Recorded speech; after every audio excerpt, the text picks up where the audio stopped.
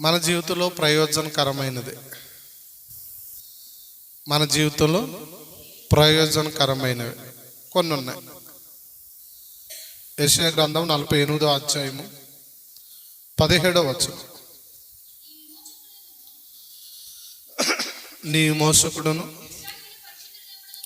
ఇశ్రాయేలు పరిశుద్ధ దేవుడైన యెహోవా ఇలాగ సెలవిచ్చున్నాడు, నీకు ప్రయోజనము కలిగినట్లు నీ దేవుడైన యెహోవానగు నేనే నీకు ఉపదేశం చేయదను.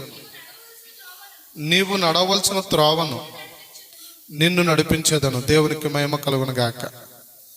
శ్రద్ధ కలిగి ప్రియ దేవుని బిడ్డలారా, 4 మాటలు ఆలకించమని ప్రేమతో మీకు మనం చేస్తున్నాను. ఇక్కడ అంటాడు దేవుని బిడ్డలారా, నీకు ప్రయోజనము కలిగినట్లు నీ దేవుడైన యెహోవానగు నేను నీకు ఉపదేశము చేయదను.